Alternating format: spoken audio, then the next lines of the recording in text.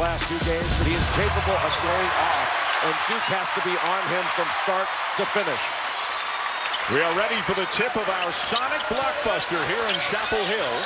These two programs met for the first time 100 years ago. That's why you see some different looking commemorative jerseys that they are wearing today. And Leaky Black gets the Tar Heels on the board first.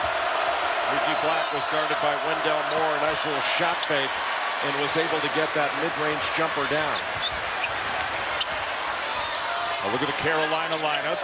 A lot of injuries this year. Cole Anthony in his 3rd game back after knee surgery. Andrew Platek is open for a 3. And a great offensive rebound by Leaky Black. And the glass, Jay, is going to be one of the key barometers in this game tonight. That's what North Carolina does, Dan. They are a great offensive rebounding team. They average 35% of their misses. That leads the Atlantic Coast Conference. And when the ball went inside to Armando Bacot, he was guarded by Vernon Carey. A double team came over, and Bacot very smartly passed a diagonal pass cross court to get that shot. And then blockout responsibilities became more difficult. Battle of the big guys, Bacot and Carey. Mike Krzyzewski's made a couple of changes in his lineup. Wendell Moore Jr. in his 3rd game back after a broken bone in his hand is in the starting lineup tonight, as is Jack White instead of Matthew Hurt. I think Mike Krzyzewski wanted to put a little more physicality, a little more age on the floor to start the game. And a reach-in foul on Black. Well, these are numbers that you've probably seen if you're a college basketball fan, but they're so incredible, we got to show them to you again. Last 100 meetings, 50-50, and exactly the same number of points. I'm no math major. Well, actually, I'm a math major, and those numbers, you know what, Jay? Something's got to give tonight, don't you think? It is absolutely remarkable, those numbers. Anthony in transition. The pull-up 16-footer not there, and White rips down the rebound for Duke. Anthony did a very good job defensively on Trey Jones, forcing him into a tough 2. Carey thought about the 3, now puts it on the deck and lays it in, switching hands to lay it in with the right. Just a simple little shot fake, and a Bacot beats him down the floor. Dan, we have not seen that very much from North Carolina this season. After a made field goal, able to get the ball down court and get a quick score. Good matchup at the point between Trey Jones, the sophomore, Cole Anthony, the freshman, Jack White, too strong in the corner 3. And Anthony, who's a great defensive rebounder for a guard, brings it down for the Heels. Black for 3. Rebound, Cassius Stanley. First meeting of 2 here in the regular season. They'll meet in Durham on the last Saturday of the regular season. Trey Jones calming things down for the Blue Devils. There's a side ball screen. Stanley being guarded by Platek. Look how far out Carolina's pushing Duke. Shot clock under 10. At the switch. Moore driving on Brooks. Left hand too strong. Rebound Bacot. A great challenge by Garrison Brooks on the switch. Well, Anthony's going to have a challenge with Jones, one of the best on-ball defenders in the country. Really, North Carolina's looking to get the ball inside first. They want to play inside out with their 2 big guys. Yeah, Brooks has had a terrific year. There he is to bang it in.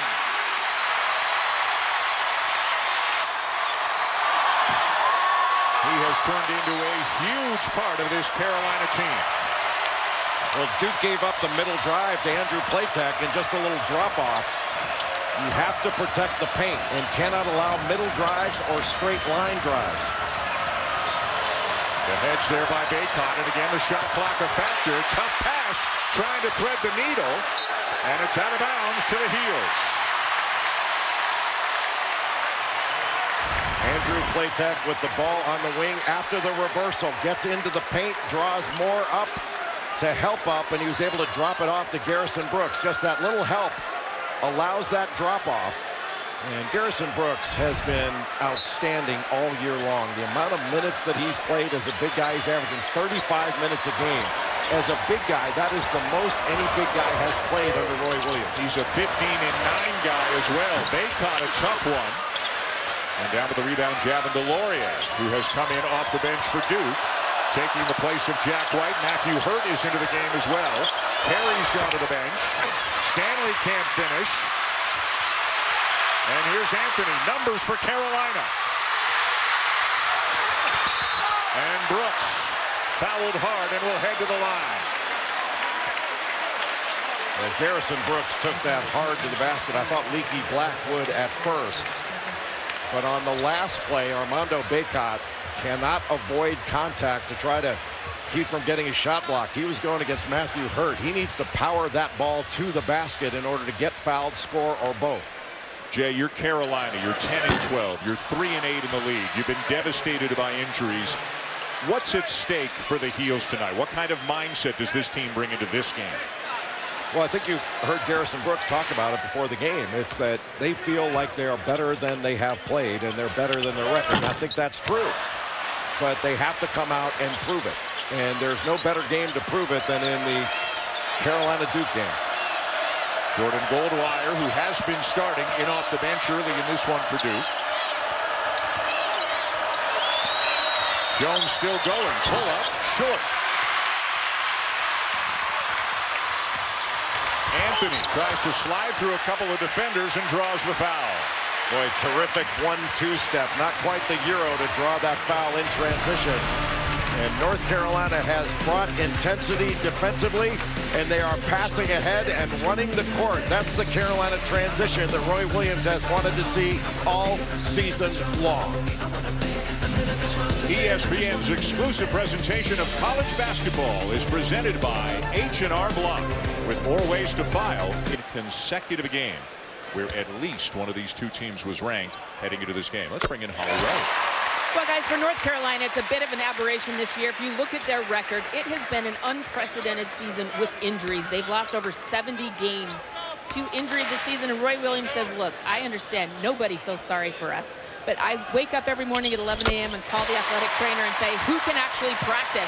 I talked to Garrison Brooks about it, the only player starting tonight for the Tar Heels who's even scored against Duke, and he said, we're better than our record. We are very positive, and we believe we can be a good team. They've just got to get some consistency. With 8 different lineups so far this season, they've got to gel and find some chemistry. And to Holly's point, Cole Anthony missed 11 games, his 3rd game back, and a guy they're missing tonight, Jay, and could really use is Brandon Robinson, out with his 2nd ankle injury of the season. Brandon Robinson is their top 3-point shooter, and what a stud he was against NC State. Kept getting injured, kept coming back. And Armando Bacot got away with a little push in the back there. Fortunate that wasn't called. Duke off to a slow start offensively. Hurt with a nice look to Stanley, who buries a corner 3. Just that little penetration to get into the paint allowed that cross-court pass to Cassius Stanley. Cassius Stanley turned into a star. Anthony got rid of it just in time. Brooks, and just too many bodies in there. Goldwire knocks it away. Well, that pass had to go in right away, high-low. If you hesitate, then the defense converges, and it wound up being a turnover. Jones and Anthony, by the way, have played against one another before, back in their high school days. Whoa. Jones the catch. Stanley the 3. Good hustle by Delorier, but it's Carolina ball. Great pass ahead. And Brooks with a great pass to Bacot.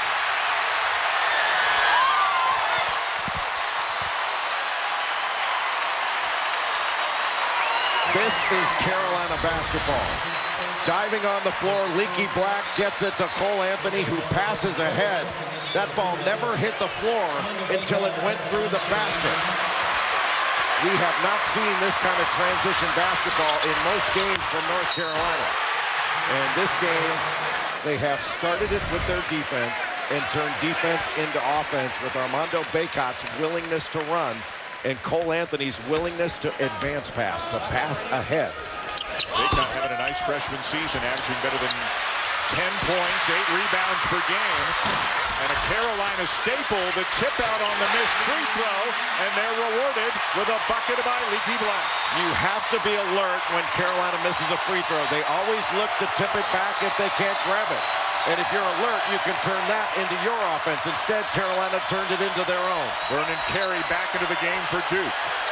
Hurt for 3. And an offensive rebound for Wendell Moore, but he lost it to Anthony. Justin Pierce, grad transfer, William and Mary into the game for the first time for the Heels. That ball needed to go inside to Bacot. He was wide open with Carey on his hip. Latek driving on her, gets it to go. What a start for Carolina. This Carolina team has not lost 12 games. I don't know where it's been, but it's here now. Anytime North Carolina's on the free throw line, you have to be aware that if they miss, they will try to tip the ball back. Can't grab it. Leaky Black tips it back. Carolina comes up with it, and then they converge on the offensive glass with a step back. If you are alert, if Duke had been a little bit more alert, they can grab that ball and perhaps take it the other way to start their offense. But Carolina was the more alert team. Foul on Pierce's first. Joey Baker into the game for the first time for Duke. Feeds Carey inside. And you got to imagine Duke's going to try to exploit that and get the ball into the Wooden Award candidate as often as they can. Well, it was a great pass by Joey Baker because it was quick. But Vernon Carey did a terrific job of getting position. Floater Anthony, count the basket, and a foul. Cole Anthony is a playmaking point guard. He can make plays for others, but he can really make plays for himself. We showed this on game day this morning against Florida State. That instead of taking on the big guy and splitting that to get into the paint, he took it to the left side and wound up going into two defenders. That was just a great play to split those two defenders by Cole Anthony to get into the paint and knock that shot down. And Anthony completes the three-point play. It's a 9-point lead for the Heels.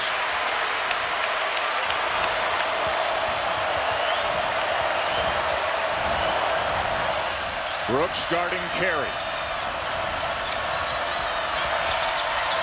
Baker cut off, finds Carey, who lays in another one, and he gets fouled. Boy, what a terrific move by Vernon Carey. It was just a little step and go, almost like a backdoor. Stepped out toward half court and just went back toward the basket after Baker had picked up his dribble here. Take a little step and go. That was almost like a backdoor cut on the wing to make himself available. A really smart move by the freshman. And what a year Vernon Carey Jr. is having. 11 double-doubles, and each of them has been at least 15 points with double-figure rebounds, averaging about 18 points, 9 rebounds per game. Blocking shots, just having a great freshman season. He's just a workhorse. I mean, he's got to get the ball as much as possible, and he's coming off a 17-point, 10-rebound game against Boston College. Prior to, he averaged 26 points and 15 rebounds to the ACC Player of the Week. Bacot back in for Carolina. White back in for Duke to guard him.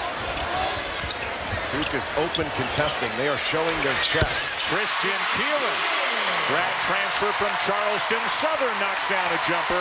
Coming off a good game, his last outing for Carolina, had 14 points at Florida State on Monday. Very good mid-range shooter, and he's starting to get to the mid-range more often. He needs to knock shots down. Moore elevates, leaves it short.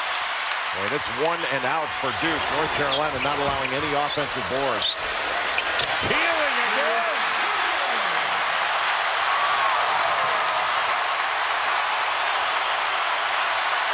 He didn't take long to get acclimated in the rivalry, did he? Off the bench and with a couple of buckets. Jones off balance. Tough one will go. Right, North Carolina is forcing Trey Jones into really tough twos, and that was a big-time play he just made there. The Heels up by 8. They have knocked down their last 5 shots. Trey Jones almost face-guarding Cole Anthony, making it difficult for him to get the ball back. Latek, 7 on the shot clock. Keeling again. Why not? Christian Keeling is very confident now in that mid-range shot, and he is seeking it out. The mid-range game not dead. But Bacot's got to be careful. That's not a place where he wants to get a foul. Jones the kick. Baker shot fake from the corner. Rebound Moore up and in. Wendell Moore, coming back from injury, is an important addition back into the Duke lineup. He's strong, he's athletic, and he can guard multiple positions, and additionally, he gives them another ball handler. Anthony using the screen, a little bit strong on the three. Playtech with the offensive board. Long shots, long rebounds. Joey Baker didn't get a body on Playtech. Here comes the double. Fake out to Brooks. Brooks to Keeling. The follow no good, and it's Duke ball. Anytime you are closing out to Christian Keeling, you want to close out short because he doesn't want to take the three. He's going to try to get to the mid-range.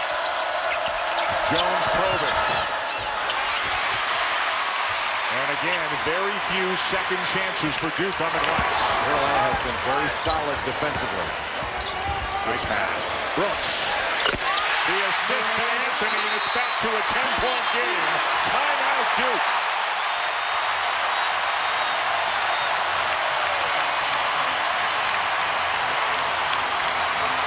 When we come back, Cole Anthony, Jay Billis going 94 feet.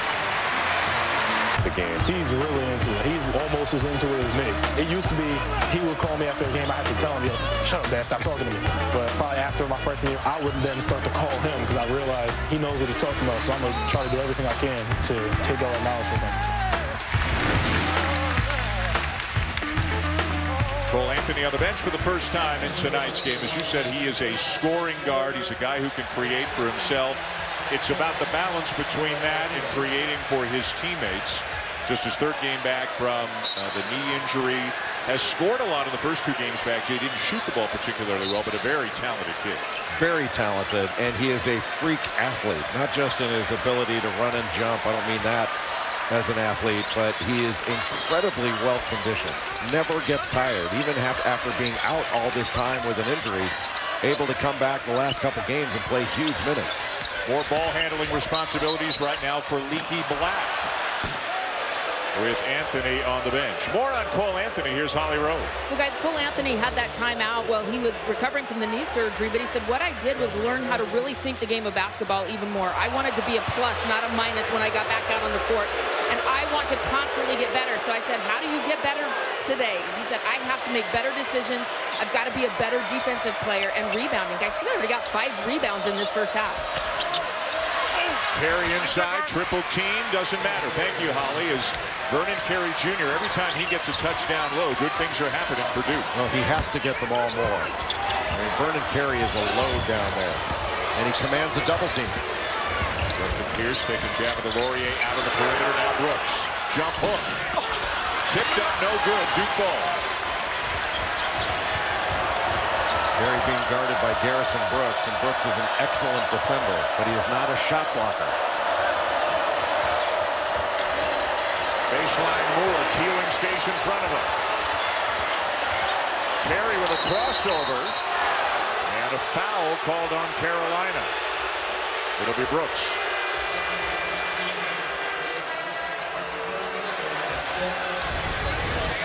Vernon Carey gets really good low post position and does a great job of sealing off.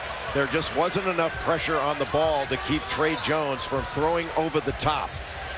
Because Garrison Brooks was essentially fronting Vernon Carey, the only way you can really keep that ball from going in there is you've got to pressure the ball, make Trey Jones turn his back so he doesn't have the vision to complete that pass. We mentioned earlier Vernon Carey Jr. is one of the late season 20 Wooden Award candidates. Trey Jones is as well. Not only is Carey on the list, I mean, he's in the conversation, I would think, Jay, for National Player of the Year. Luka Garza's having a great year. Peyton Pritchard's having a great year, but Carey's got to be in the conversation. Absolutely, and another guy that I think should be right at the top of that list is Obi Toppin from Dayton. From the field, every time he's touched the ball, something good has happened for Dark Blue. The rest of the Blue Devils, 4 of 17 from the field. And North Carolina has gotten off to a very good start in this game. They are up 8-0 in fast break points. The question is, now that the game is settling in, can North Carolina sustain this effort? Not only to the end of the first half, but throughout the game. There was 1 on the shot clock when that play started. Duke doesn't get it off in time. Right now, Cole Anthony back on the floor. Leaky Black is going to bring the ball up. Anthony can work off the ball. Moore is on Black, and Trey Jones is on Anthony. And with a set play, a little screen for the screener action. Anthony rises up into the shot and buries it along 2. He's got 7. Anthony set the screen for Baycott to get him in the low post, and he got a screen for that jump shot. Really well designed out of the timeout by Roy Williams. Jones from the free throw line. A really smart job by Trey Jones to take on Cole Anthony. They have got to make him guard. Look at Baycott going to work down low and drawing the foul. Take a look at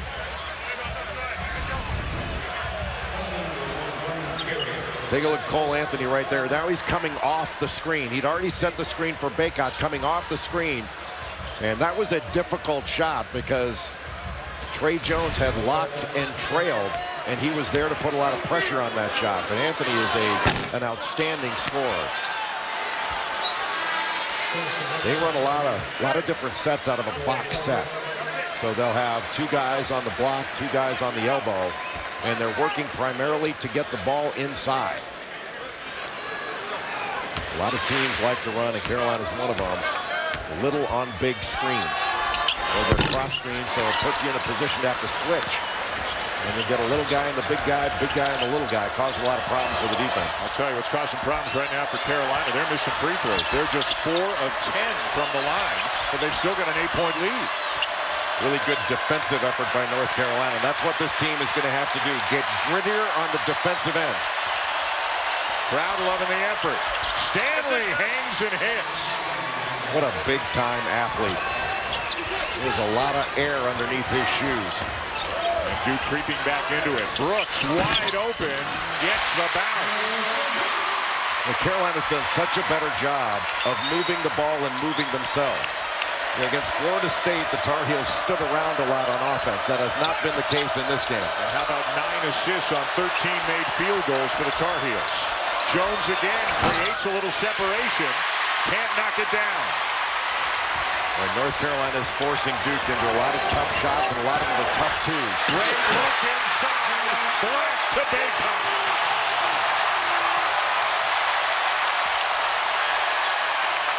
Armando Baycott has been running the floor. He has been active. He's got great hands and feet, and is off to one of his best starts. Moore with a penetration, stolen by Baycott. Duke has not been as strong with the ball as North Carolina has been. Good pass. Well, Brooks wanted the ball inside, didn't get it. Peeling.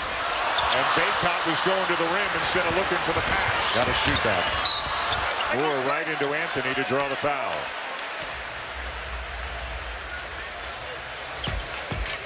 This week, our Big Monday doubleheader. Well, it starts about 8-9 miles up the road in Durham. Florida State and Duke in a matchup of top 10 teams. Jay will be there for that one. Then the #1 team of the nation, the Baylor Bears, take it on Texas in Austin. You can watch them on ESPN or on the ESPN app. Florida State picking up the win today, beat Miami 99-81. So Florida State now 10-2 in the league. They're a half game ahead of Duke. Duke 9-2. Louisville is on top of the league at 12-1. And this should be a great game that you're going to see Monday night, Jeff. Well, Florida State they played 16 different players today. 16 different guys. They come at you in waves, and they're more like tidal waves. And Devin Vassell is one of the best players in the country that does not get the credit that he deserves. He's an all-ACC caliber player, and that is going to be a battle Monday night. Real separation, it appears, between the top 3 in the ACC and everybody else. Right now, Virginia, and Joe Lunardi had them in as of today. They lost at Louisville a little bit earlier today. Carolina hung around with Florida State on Monday night, missed a bunch of free throws in the second half, and wound up losing by 6 down in Tallahassee. Got an 8-point lead on the Blue Devils here. Trey Jones is on the bench for the first time tonight. Goldwire at the point. And Goldwire not a scorer.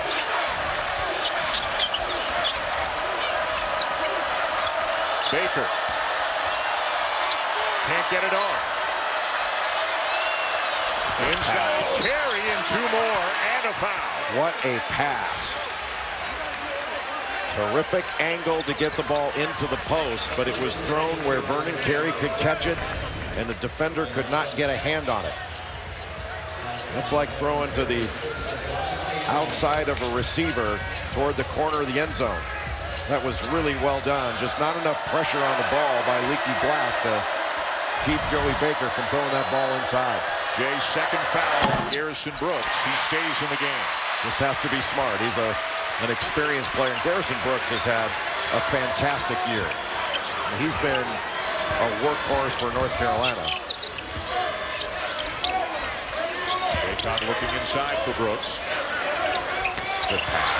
Turner take it away. Yeah. What a steal by Stanley. Stanley driving on Anthony, lays it in, and Duke is back within 4. And Duke getting it off its defense. Duke has not gotten much in transition. Roy Williams telling his team to run. And again, Anthony off the ball now more than he was earlier in the game. And Goldwire is basically face guarding him, not helping off, just staying with Anthony. Play check. Tried to scoop it up and in, couldn't do it, and the Blue Devils have it. Baker, great shot fake, and then missed the jam. Well, Carolina needs to stay down on these fakes. Duke's lifting their eyebrows up, and Carolina's going with them. Turnaround, Brooks, no. Boy, a good look for a guy who will knock that down 9 times out of 10. Well, I'm surprised he faded away. He did get bumped, but instead of fading away, he should have taken that right up into the defense to get a foul on the score. Well, Stanley should drive this matchup. Looking to dish. Carey starting a little bit further out on the perimeter. Missed the jumper. The first time he has settled. He can certainly make that shot, but after one pass, they pass it back out and repost. Brooks, they're going to give him the shot. Confusion now. White talking to Goldwire and Carey about assignments. Somebody missed on Brooks there.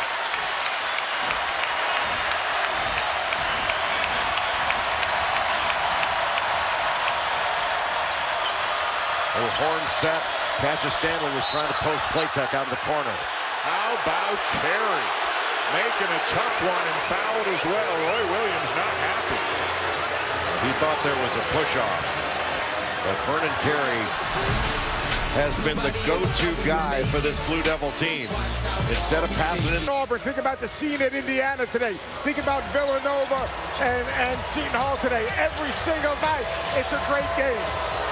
Seth Greenberg is a walking, talking promo department right now. He previewed the Jeep halftime report all by himself. And a moment, I don't know about you, Jay, I never thought we'd see Bob Knight walk back into Assembly Hall, and he was there today for the 40th anniversary honoring the Big Ten champs of 1980. Well, it was an amazing scene and a great day for Bob Knight, a great day for his players at Indiana, and a fabulous day for Indiana basketball. A 1-2-2 3/4 court pressure for Duke, trying to give some different looks to North Carolina. Playtech turns it over in the corner. Duke with numbers.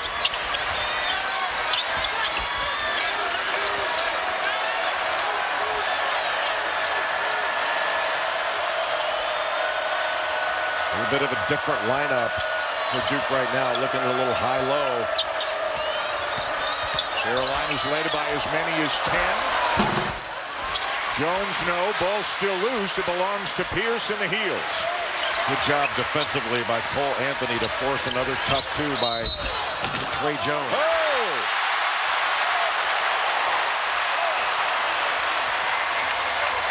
Anthony!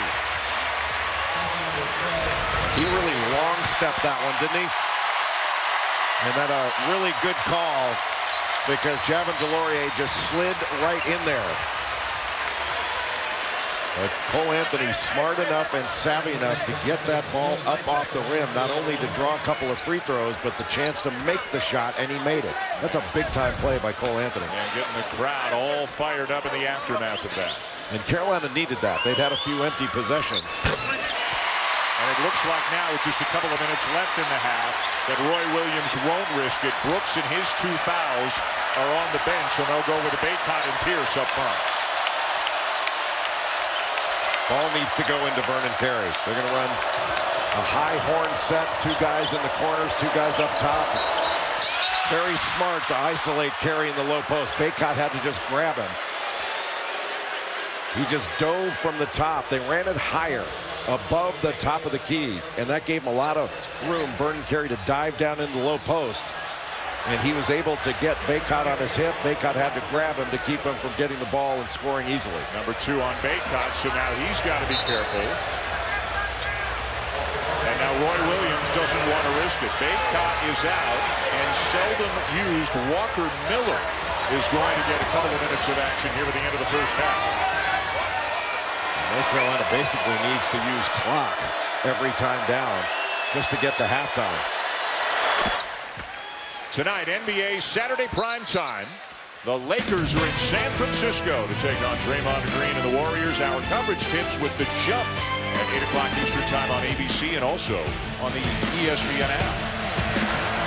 Boy, this is a big minute 51 for Carolina, isn't it? Pierce, Miller, Playtech, Keeling, and Anthony.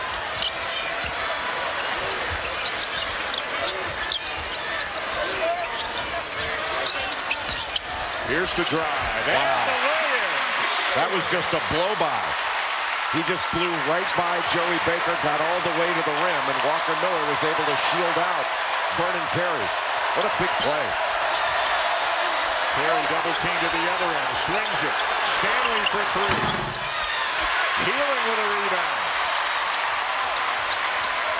Brooks, Bacot, and Black all on the bench with 2 fouls, and his Patchwork Carolina lineup trying to navigate its way through the last 2 minutes. Pierce doing a pretty good job. What a couple of moments for Justin Pierce. Justin Pierce scored 3 points against Florida State, went 1 of 7.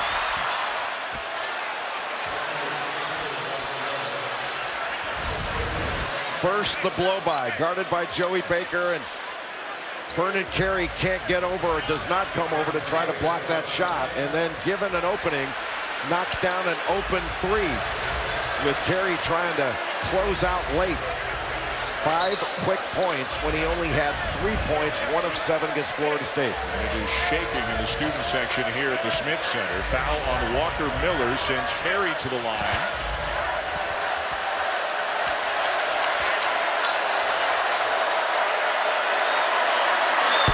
And he continues to put up numbers. 17 points in the first half. Hard to believe that Vernon Carey is a teenager. 6'10", 270, incredibly soft touch. And as Mike Krzyzewski told us before the game, hard worker, shows up, listens well, does everything that they ask of him day after day. They'd like him to become a little bit more vocal, call for the ball more, talk more on defense, but who wants to nitpick? The guy's a player, National Player of the Year candidate with the way he's performed. You don't need to be any more vocal, by the way.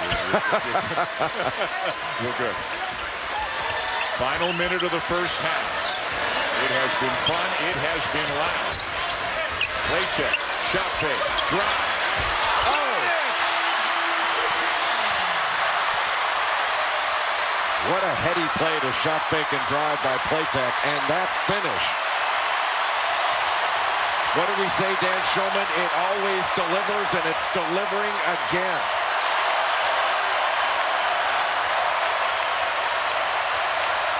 Here comes a scramble. Quick track.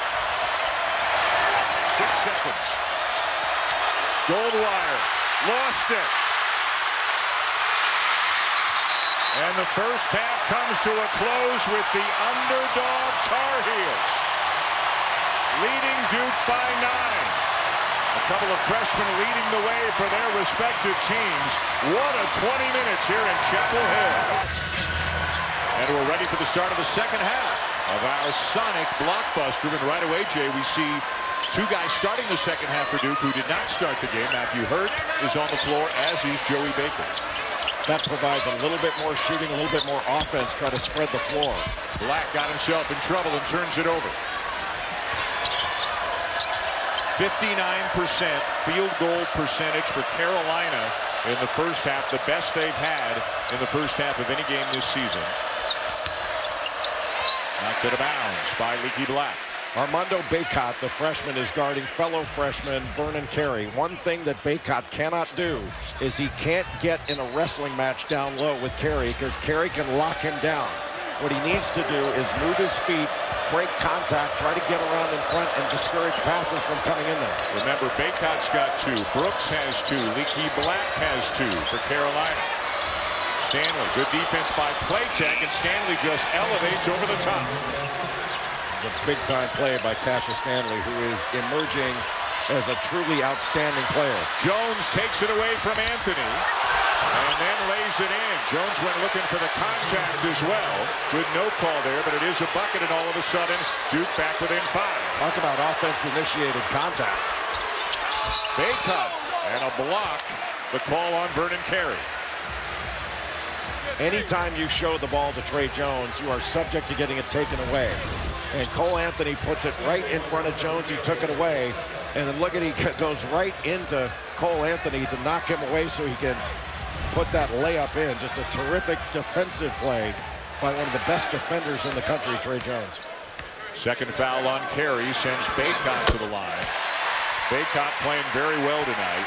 So many freshmen in this game. What do you remember about the first Duke-Carolina game that you played in? Not so much the score and what happened, but your feelings. Was there anxiety going into the game? What was it like? Guarding Sam Perkins and Brad Daugherty, there was anxiety, yes. I remember leaning in for a free throw blockout and Brad Daugherty leaning next to me and going, "I'm going to beat you like a dog." And all I could wonder is, I wonder what kind of dog he has. Hurt couldn't get the shot off. Stanley will. Out of bounds, it'll be Carolina ball.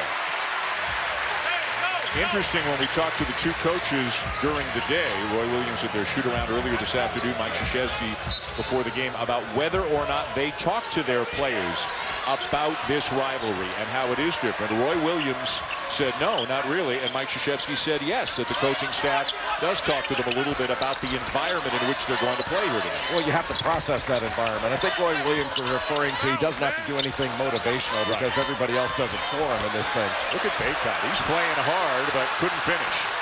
Has to go up stronger. He was going against Joey Baker, who is in great position, but he's got to be stronger. Brooks with a steal. Ahead to Black.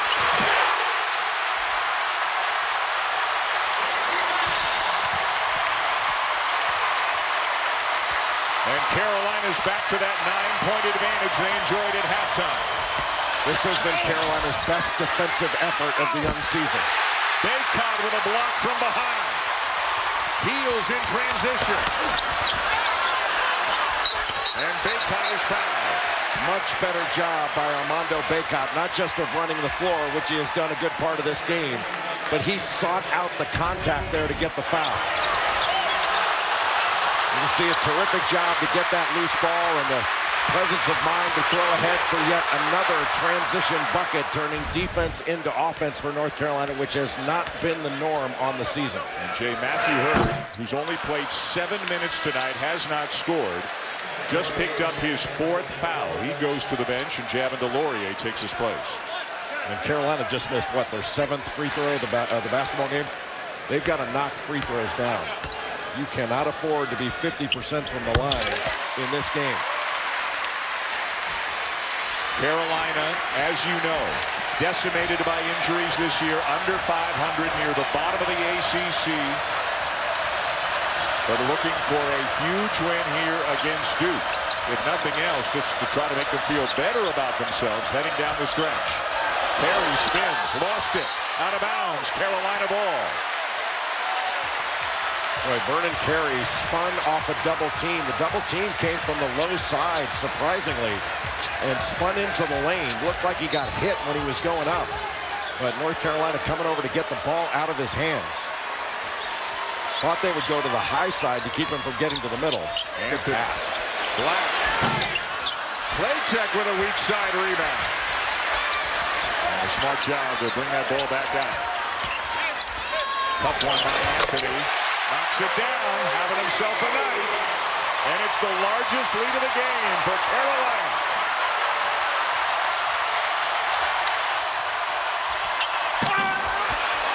Stanley slams it down to the other end. Set play to try to lift the Carolina defense up, just go against the overplay. And Cassius Stanley, when he gets the ball with some space, he can elevate. Assertive move by Bacon, but he couldn't finish. And we have a foul called on Andrew Platek. But how about Platek going to the offensive glass? 2 plays in a row. He got an offensive rebound on the baseline, was able to kick it back out. Nobody puts a body on Platek, able to go in after the ball, and winds up picking up a foul as a result. But he grabbed an offensive rebound on the other end, the play before on the other side of the floor, and that led to a North Carolina basket. People thought Platek got fouled. The foul was actually on Platek. Platek forced into a much larger role because of all the injuries that Carolina sustained this year. Stanley trying to turn the corner. Still going. Forced it up. Bacon down with it. And he got fouled. Did he get poked in the eye, maybe? Hard to tell, but whatever it was, he appears to be okay. Duke went with a side ball screen there, and the corner was occupied. I think they'll be better off if they get that corner open. But Cassius Stanley just reaching in after Bacon grabbed the defensive rebound, picked up a foul and a needless one 90 feet from the basket. Needing a timeout coming in at the next whistle after 16 minutes, so Carey will get a breather here. Jack White's back in for Duke. Leaky Black handling the ball. That means Cole Anthony can work as a 2-guard and a shooting guard. And away from the ball, Garrison Brooks just got whistled for a foul. Number 3 on Brooks. And that's what you don't want to do as a big guy, pick up a screening foul. Just stay set and let the offensive player use the screen. Don't lean into the screen. Jones into traffic. Nicely done. I'll tell you, you have got to be strong with the ball. This has been a physical game. Jack White. Oh, good. Black over the top to Brooks. And the Smith Center is rocking again. That's a staple of the North Carolina secondary break, that wing ball screen. Platek digging there on Jones, trying to knock the ball away. But we haven't seen North Carolina execute quite like this, perhaps since the Bahamas, maybe even all season. Great look. Delorier from Jones. Anytime Carolina goes to trap, you have 2 on the ball, 2 interceptors that are taking away the most obvious pass, but there's got to be a goalie that protects the basket. And that time the goalie left the net. When you try to speak in my language. Well, that's what Carolina calls it. They call it a goalie. Platek had it rejected on the baseline, and back come the Blue Devils. Trying to turn the tide. Goldwire to a cutting Stanley. Won't go down, but he draws the foul. North Carolina has always had a very dangerous secondary break. Not enough pressure on the ball. The wing back screen for Garrison Brooks, and that is a high percentage shot. ESPN's exclusive presentation of college basketball is brought to you by the Car Hop Classic, only at Sonic against Texas. Both games available on ESPN and streaming live on the ESPN app. Today, the NCAA Selection Committee released its preliminary reveal, its first look, if you will, at who they consider to be the top 16 right now. These would be the top 4 seeds in each region going into the tournament. I don't think any surprise at who's on the 1 line. You see Duke and Dayton among the teams on the 2 line. And then the ACC has another team highly thought of, and Florida State as a 3 seed. Seton Hall got a big win over Villanova today.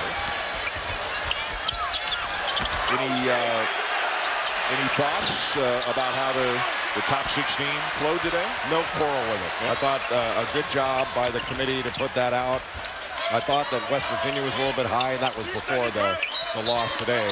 Good job by Garrison Brooks of getting really good position down under the basket And Vernon Carey not happy with that call.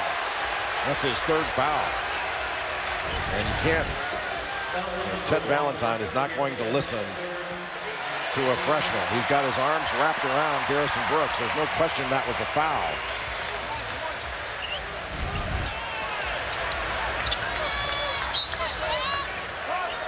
As Jay mentioned, number 3 on Carey with 14:20 to go. Keeling, 3 big buckets off the bench for the Heels in the first half. Brooks gets a touch. Black saves it. Goldwire switched off onto Brooks. Deflected away by Carey, and it bounces to Brooks for a bucket. Duke got the deflection, couldn't grab the ball. Instead of taking it the other way, it's an easy Carolina basket. Carey can't finish, got it back, stripped away. Got to go up with it right away. And look at Anthony dribble his way out of trouble. Carey giving chase. Good pass. Keeling. Yes. How about Mr. Midrange? Christian Keeling has been a different player the last 2 games. His mid-range jumpers have been huge. They say it always delivers. Whoever came up with that was a genius.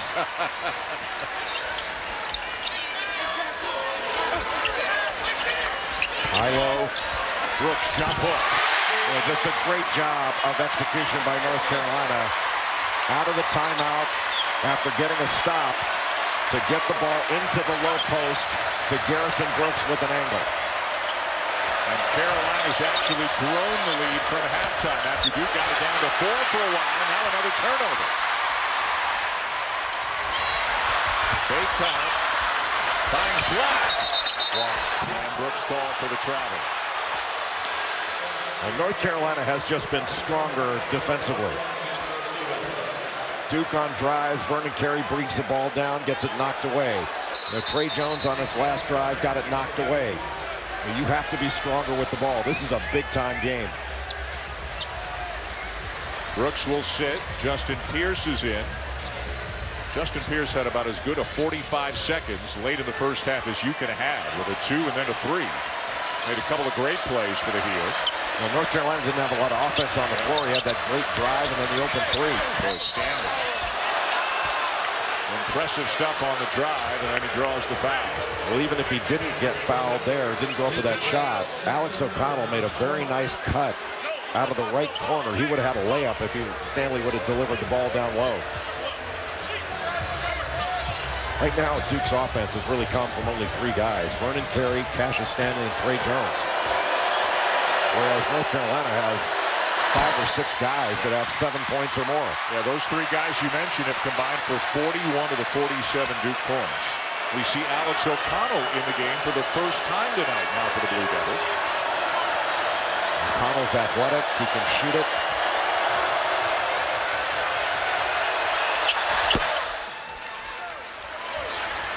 I remember you talking about sometimes in warm-ups your adrenaline's going so much for this game that sometimes you're somewhat exhausted after the layup one because your heart's beating so quick. You can wear yourself out. The building's hotter, the air's heavier.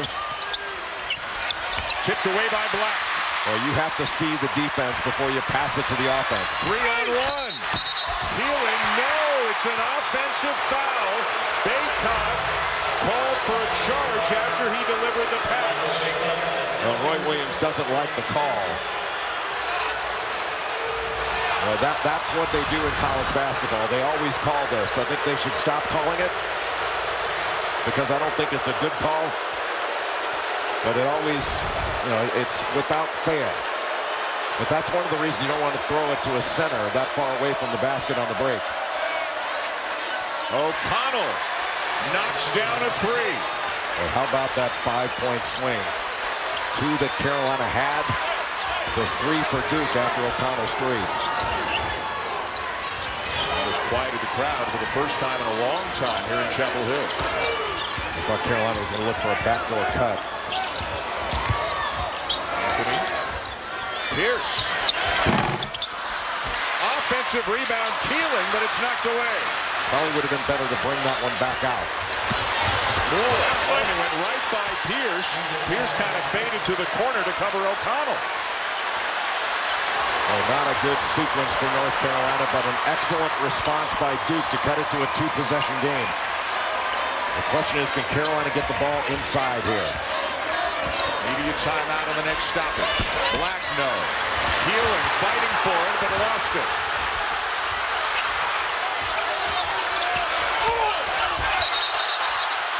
And it's going against Duke. Moore called for the charge. Oklahoma State. Jay and Dan, back to you guys.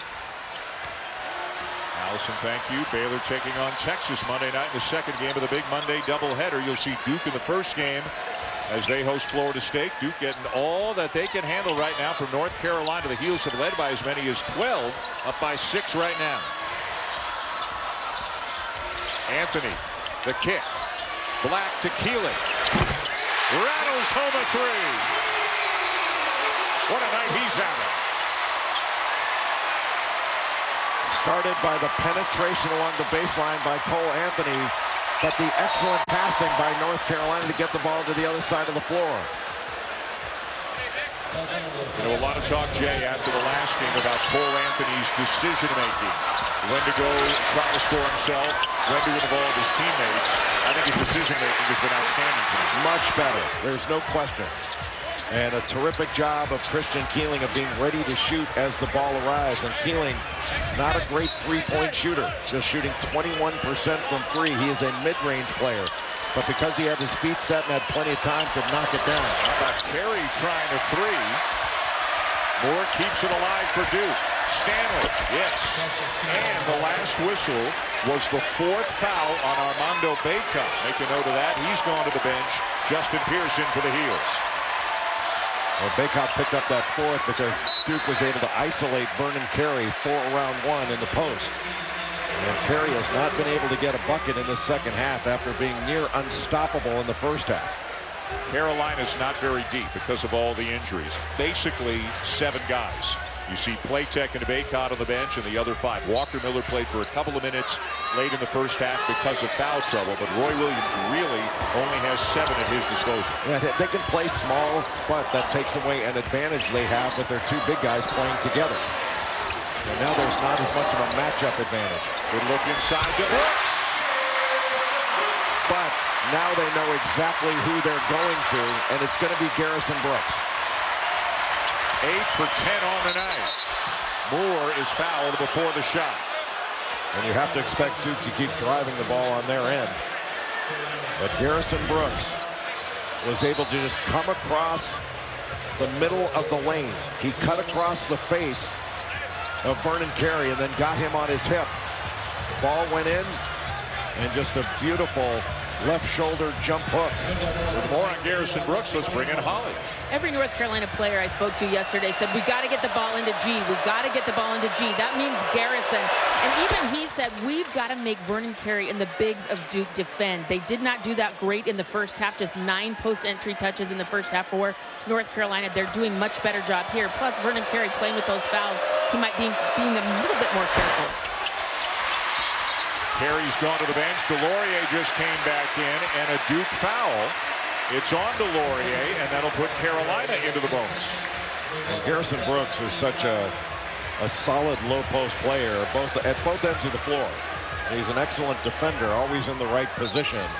But against Florida State, you know, North Carolina didn't get much movement on offense. That has been it's been a totally different team in this game. But he only had 5 points on 2 of 8 from the field. He just didn't get enough touches.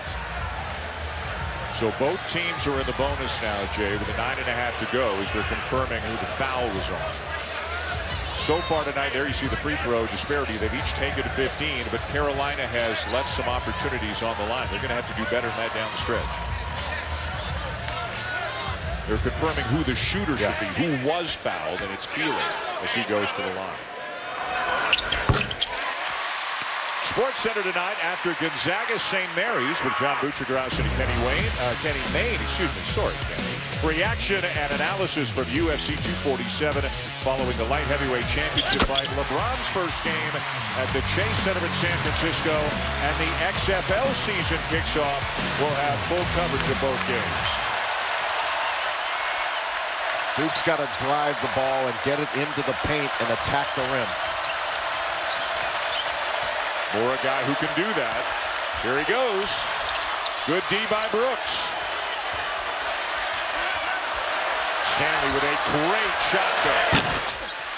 Keeling the rebound. Or at least the closeout by Leaky Black. Got Cassius Stanley off the three-point line. Good pass. Going into Brooks again. He went right into the chest of the defender. That's a man's play by Garrison Brooks. And what a terrific job by North Carolina of reversing the ball, getting to the other side of the floor. And this matches the Tar Heels' largest lead of the night. O'Connell in trouble. Well, Carolina has just been stronger. They've splintered the defenders. Anthony, no. Brooks the rebound. And a good decision by Keeling. Smart play. The shot clock reset to 20. New rule this year. Anthony, floater. Jones the rebound. He can make that shot, but that was not the shot that Carolina wanted. Look at Jones, transition three, well short. And Anthony showing he is an excellent guard rebounder. Number 6 on the night. Delorier with a steal. Stanley off to Moore, yes. Jevon Delorier with a really alert play to make that steal. Otherwise, it would have been another easy bucket for North Carolina. Have to expect that Carolina wants to try to get the ball to Garrison Brooks. Here's turnaround. Those are 2 shots in a row that I don't think North Carolina wanted. You've got a 12-point lead at home. You have to be efficient with your shot selection. 10-point lead, Carolina. And Dan, coming into this game, Garrison Brooks was the only Tar Heel that had ever scored against Duke. He is scoring in bunches tonight. Let's bring in Holly. Well, Garrison Brooks said he knows a little something about rivalries. He's from Lafayette, Alabama. Briefly went to Auburn. He said, I have been to 3 Auburn-Alabama games. I know what a rivalry feels like. He said, it is so crazy. He puts this rivalry, North Carolina-Duke, right up there with one of football's greatest. He said, after you've been to the Iron Bowl, everything else is icing, but he's playing pretty well here tonight. He shows his experience in this moment. And Holly, are you enjoying your first Duke Carolina game here in the Dean Dome? I'm such a nerd. I'm just chills every time they come down. 8-point lead, Carolina, 7:17 to go. A little pressure by Duke, and the Tar Heels get through it, and then O'Connell with a foul to put Playtech on the line. And Cole Anthony's made some very good decisions in this game. He's got 12 points, 6 rebounds, 4 assists, but only 1 turnover in his 31 minutes of play. You mentioned it in the first half. The shape he's got to be and the stamina that he's shown in just his 3rd game back after the knee surgery is remarkable for Anthony. It's a joke. I mean, he is an incredibly well-conditioned athlete. He never gets tired.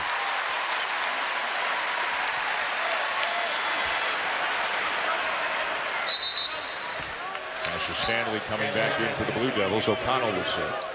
Duke has to figure out a way to run an action to get the ball inside to Vernon Carey. They have got to reestablish him going down the stretch. Carey has not scored in the second half after putting up 18 points in the first half. Now you give a lot of credit to Garrison Brooks because right now it is mano a mano. Brooks, the more experienced player, and an excellent defender. Brooks plays Carey before he gets the ball, not after. Stanley, good closeout by Playtech.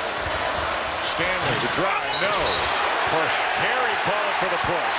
Right in the back. That was Garrison Brooks at his finest as a defender. He fought Vernon Carey, stayed in front of him, played him before he was able to catch the ball, and then boxes him out. Carey had no choice but to push in order to get that rebound. And Carey just picked up number 4. Yeah, that's the kind of thing, Dan, that doesn't show up in a box score, but that was a big-time play by Garrison Brooks. That entire defensive sequence against the freshman Vernon Carey, who had been torching North Carolina in the first half. 6:49 to go. Carey stays. Brooks at the line.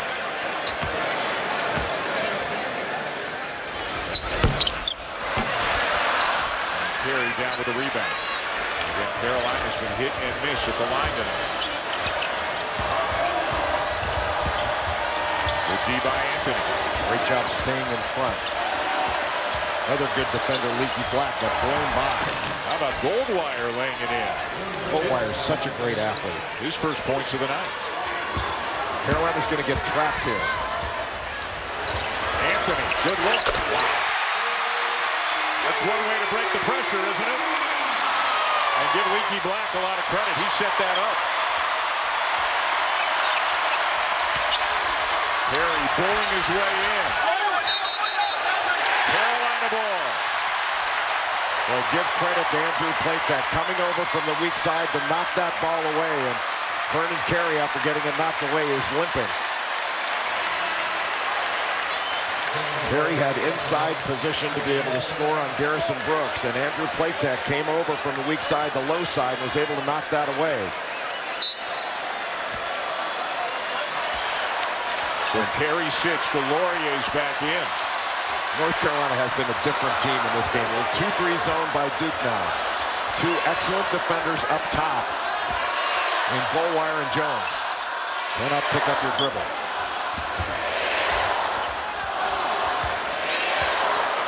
Have to penetrate this off the dribble. You beat man-to-man with a pass. You beat a zone with dribble penetration. Here's from the elbow. Gets a very friendly roll, and Carolina's got its largest lead of the game. Working on the right leg of Carey on the bench. Corner 3, no. Brooks the rebound. Leaky Black with the ball. Jay, he's got a career-high 9 assists tonight. And he's got 7 points and 7 or 8 rebounds. I mean, he's a couple of plays away from a triple-double in this game. Has been bothered by foot pass a lot. Whoa! Accepted by Moore. Carolina ball with 9 on the shot clock. Boy, Dan, you know, for those that say that the mid-range game is dead, North Carolina's been proving that wrong in this game. I don't know exactly what their numbers are, but North Carolina has been outstanding with their mid-range shooting and their decision-making. That's a heck of a block by Wendell Moore. Basket saving. Well, from the moment this game began, Carolina's been playing almost like their lives depended on it. Their season depended on it. They have played incredibly hard, and here comes Carey back into the game for Duke. Well, this is what we've talked about all season long with North Carolina. They're better than they've been playing. They needed to do it harder, do it better, and do it more consistently. And they have done that to this point in the game. That's a tough shot. Anthony, we haven't seen many of those. Pierce runs it down, and it got the rim, so they've got 20 more seconds to work with. And Justin Pierce is a very good offensive rebounder. The third leading offensive rebounder on this Carolina team. Moore takes it away from Black. And Leaky Black called for the foul, number 4.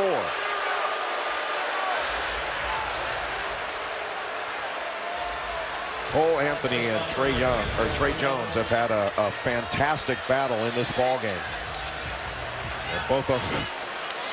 Jones trying to defend an excellent offensive player, and Anthony perhaps taking the battle a little too far on that one play. He's made great decisions, but that was not a great shot.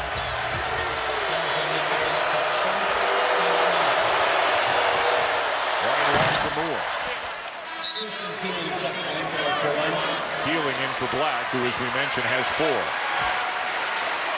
Roy Williams really has only played 7 tonight. Again, with 2 minutes for Walker Miller, notwithstanding, but he's gotten solid contributions, Joe, of all 7. Healing's been good. Pierce has done some good things. Everybody really in a light blue uniform has done some good things. Yeah. They've played hard. Sticking with the 2-3 zone.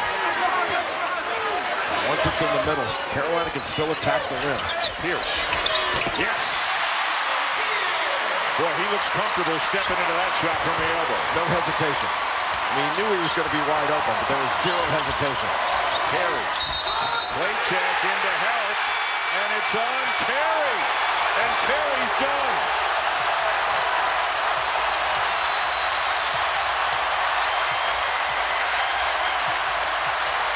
That is the second or third time that Andrew Platek has come over from the weak side. Carey tries to spin away from Garrison Brooks, and Platek there to take the charge just as Carey was going up. Really smart and alert defensive play, and Carolina put a lot of bodies around Vernon Carey in this second half. Give the lion's share of the credit to Garrison Brooks for the defensive job that he has done in the second half. So after being dominant in the first half, Carey could never quite get going in the second half. He's done for the night. Platek slid his feet a little bit and turns it over.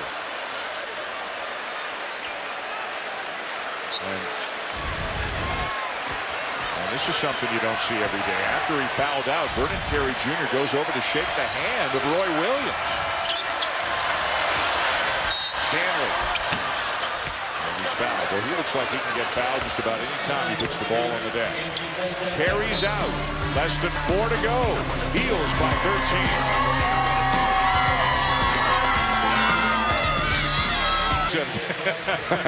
Hey, if he had to choose, the Canadian is the tiebreaker. He would choose the Canadian. Yes.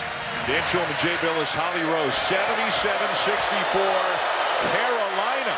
They have led almost the entire night. If you're just joining us, Vernon Carey Jr. has fouled out of the game just moments ago. And Roy Williams has gotten great contributions out of everybody he has put in the game tonight. A very small Duke lineup right now with Carey having fouled out. There's still a long way to go in this game. And one thing that Duke has got to do is try to spread the floor, drive the ball, and try to kick it to open shooters. Great cut. Platek, another cut, this time by Pierce. And a Duke foul. Terrific job by Garrison Brooks when Pierce had the ball under the basket, had to pick up a dribble. Brooks came to the front of the rim. And big guys, when there's a baseline drive, get to the front of the rim. He did that, and he winds up going to the free throw line as a result. Which is about the only thing he has not done well tonight, and that continues. Brooks just 59% on the season. Roy Williams would take the odd make here and there. Brooks is 0 for 4 tonight. I can't think of a player in the ACC that's been more reliable, though. I'm not talking from the free throw line, but in everything else than Garrison Brooks this year. Baker with a 3. Duke back within 8. Still a lot of time.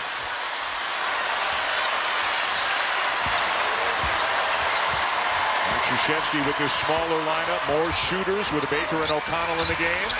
Anthony with a runner off the rim. Jones for 3.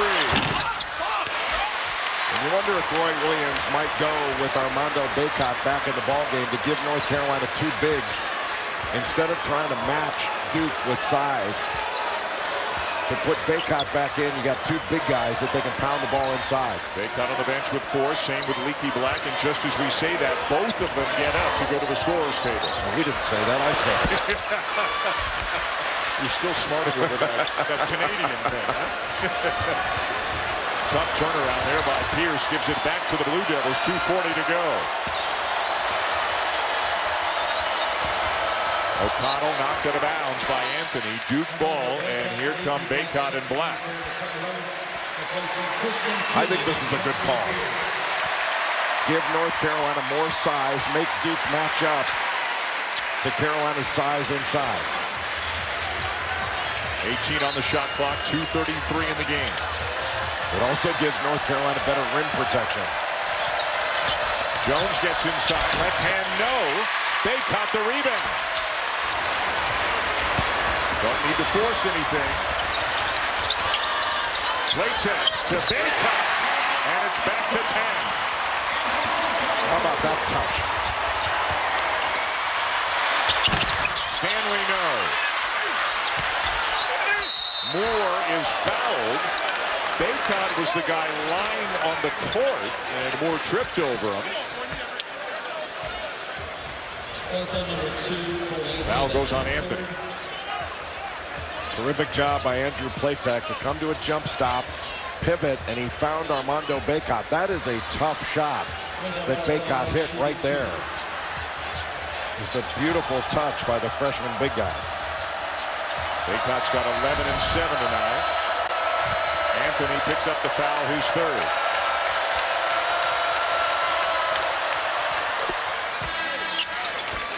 Two shots the rest of the way for both teams. And it looks like Mike Krzyzewski's going to start subbing a little offense, defense. Goldwire will check in for Moore if Moore makes the second free throw. There are still a lot of possessions left in this ballgame with 2:06 to go.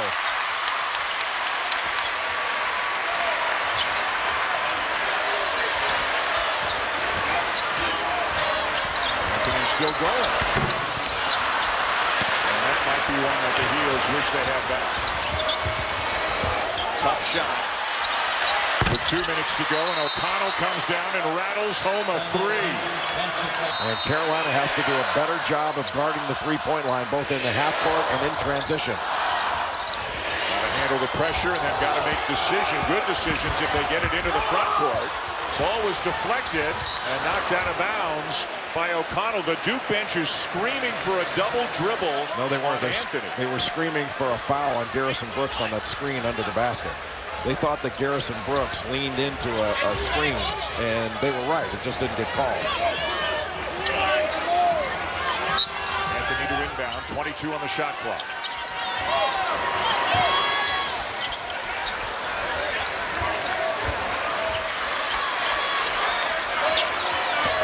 Black guarded by Goldwire. Nice kick.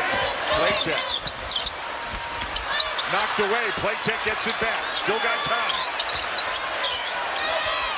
Steal nearly by Goldwire. Now got to get a shot up. Brooks. Run down by Anthony, and they got 20 more seconds. And now Duke fouls. North Carolina was all over the place on that possession. Clearly did not get the shot that they wanted in scramble mode, but able to come away with a long rebound.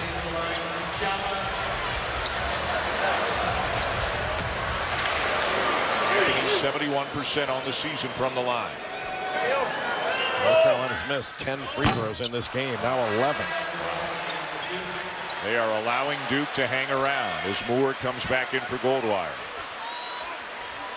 No, for Baker rather, as Goldwire started towards the bench. Now he comes back in.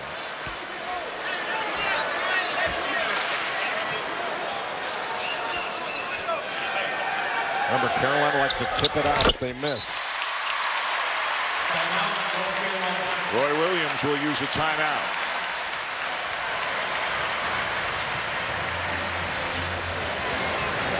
Well, there have been some unsung heroes for both teams, but especially North Carolina.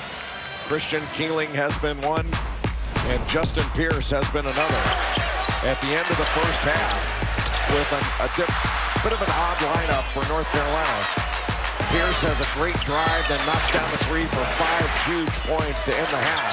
And in the second half against the zone right in the middle, without hesitation, catching it, turning, and shooting.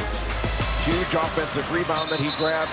And North Carolina has had a number of different players step forward, whether it's been Leaky Black, Justin Pierce, Christian Keeling, in addition to the expected players like Garrison Brooks, Cole Anthony, and Armando Bacot. And some big plays also by Andrew Platek, both defensively on the glass. And that's what North Carolina's going to need in order to win in the ACC and win a game like this. And Leaky Black's got 9 assists and 7 rebounds to go with those 7 points. A minute 11 to go. Duke ball.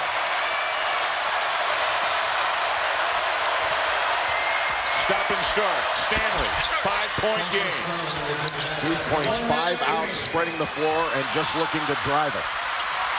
And Platek gets nudged by O'Connell, and Andrew Platek will go to the free throw line. They're going to have to do it at the line. You know, Platek has always been an excellent shooter. but this year has really struggled, both from three-point range, and even though he doesn't have a lot of free throw attempts, has not shot the ball well from the free throw line for him. None of the heels on the floor right now is better than a 71% free throw shooter. Playtech is 59 this year, and another miss. He's short on that one. He guided that and didn't shoot it. And he's a much better shooter than that. They have played so hard, and they have played so well. But the free throw line may ultimately prove to be their undoing if they can't hang on here. Jones, and it's a three-point game. Boy, and there is a ton of time left.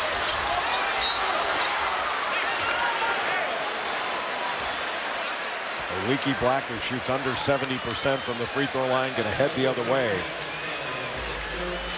Carolina has to get at least one here to make it a two-possession game. Easy score at this end by Jones. Just a smart play. Get it to the rim. I mean, Duke is spreading out North Carolina and isolating them as defenders and then driving it. I'm sorry. Well, the Heels don't want to foul. Black 68% on the season.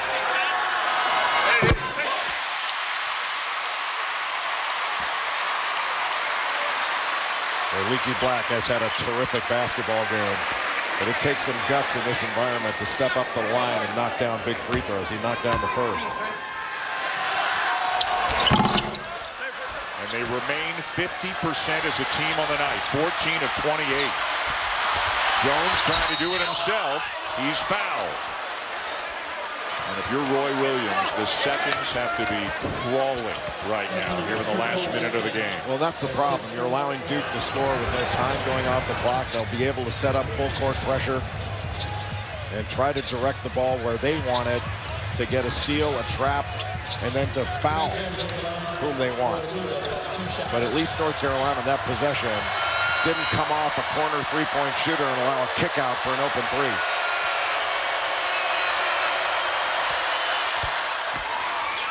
Jones knocks down the first. The foul on Anthony, his fourth.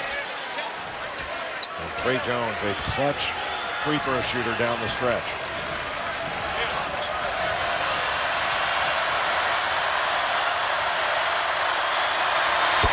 Oh, that is ice water in the veins right there. Into the hands of Anthony. They're going to play it out. No need to foul. Got it back within one possession. You got a 10-second difference.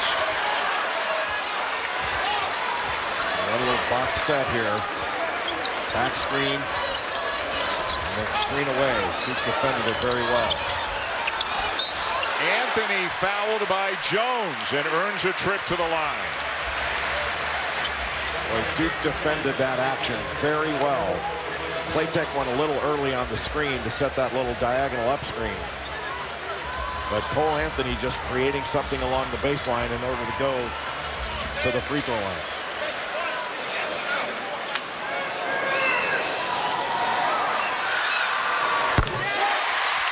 Anthony went 14 for 14 in the game against BC when he returned last week. Then went just 3 for 8 from the line against Florida State Monday. But I think if you're Roy Williams and you had to pick who you wanted the line right now, it's Anthony or Leaky Black. This goes in. I think North Carolina should bring some full court pressure, try to slow the advance.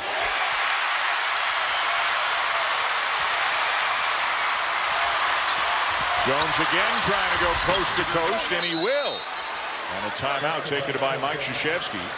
Just under 16 seconds to play, a one-possession game again.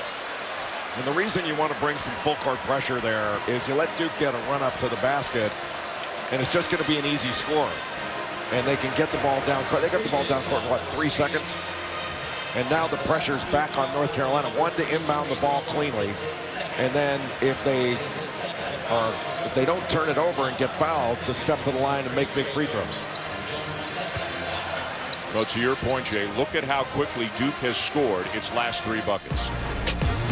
Well, Duke has been very intelligent in attacking the rim. They have spread the floor with this small lineup, and they're putting the ball in the deck and daring North Carolina to foul them. And right here, Jones trying to go into the chest of Cole Anthony, and Cole Anthony intelligently doesn't foul. But it's a quick bucket, and all of a sudden now it's a 2-point game. And there's some real game pressure on North Carolina to inbound the ball cleanly and then step the line and make big free throws. They do have a couple of timeouts in case they can't get the ball in. But as you say, if they do get it in, the pressure's coming. It's coming fast, and they got to make some good decisions. Yeah, and I think you really want to get it in first and foremost to Cole Anthony. You know, let him get it in because he can break pressure, an excellent ball handler, and a very good passer. But he's also shown that he can step up and knock down free throws. Yeah. Again, you would think that Roy Williams' top 2 choices to shoot free throws, if and when it gets to that, would be Anthony and Black. Carolina, not to belabor the point, but they have struggled mightily from the free throw line tonight. They are 16 for 30. Otherwise, this one would be over. You know, what makes this more improbable is North Carolina is doing all this without Brandon Robinson, who's out with an injury. He's out for 2 to 4 weeks.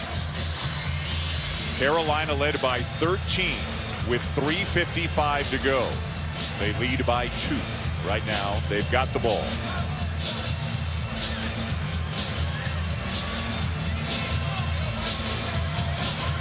This is all about setting a good screen and running the ball into your hands. They've got 2 defenders on Anthony right now. Nobody on the ball, but they get it into Anthony. Lost it. Stanley inside, blocked by Brooks. And we got a foul against the Blue Devils. What a sequence that was. Anthony splitting 2 defenders, and the ball got knocked away. But the basket-saving and maybe game-saving play was made by Garrison Brooks. Yet again, splitting the defenders. Wendell Moore knocks it away, but watch Garrison Brooks here. Wipes that shot away from Cassius Stanley. What an amazing sequence as this game comes to a close, and a big-time play by an outstanding leader, an outstanding player in Garrison Brooks. Andrew Platek will be at the line for Carolina. Remember the last 2 free throws. Both were considerably short. He's got to make both here to make it a 2-possession game.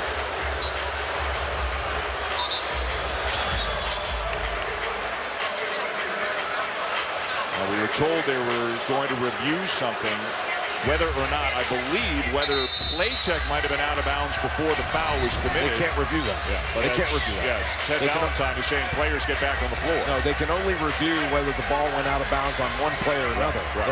There's nothing to review there. Yeah, he was clearly fouled. They're not allowed to review this. So Platek is going to the line. 2 free throws. Yeah, they can't go review whether somebody stepped out of bounds or all that stuff.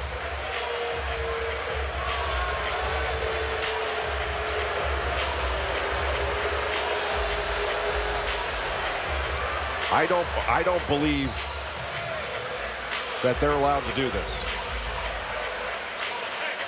If they were looking at whether he was out of bounds before the foul, that's a judgment call that is not reviewable. Whatever they were looking at, it has not had an impact. There's been no change in the call, and Platek is at the line for 2. Now understand what I'm saying. Right. If they were worried about the ball going off Wendell Moore versus Andrew Platek, they can review that. Yes. At least that one got above the rim. He shot a much better ball there. Look at the disparity in the free throw shooting. Well, that's why the game's close. There's no question about that.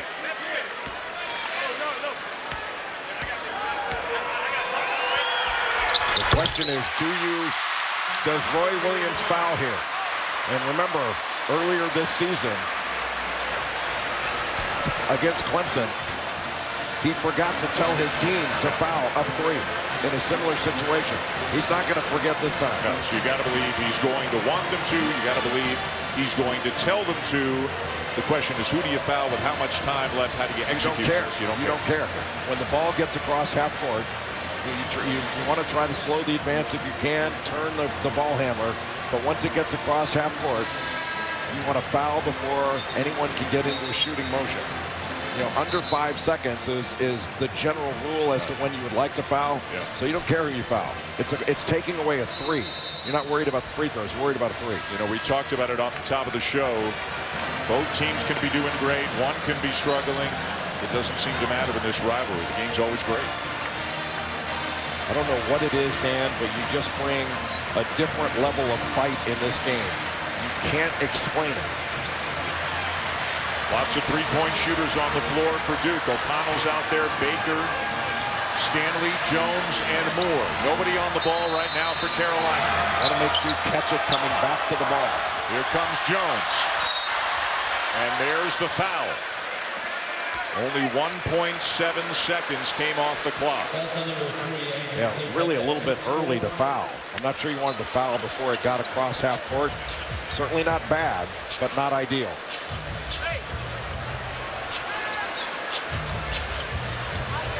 Now the question for Duke is, if they make the first one, what do you do on the second free throw? The rebounders are coming in.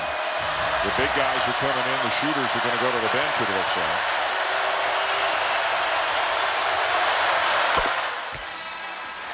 White, Hurt, Delorier. A lot more size for Duke. And if you think free throw blockouts aren't important, they are.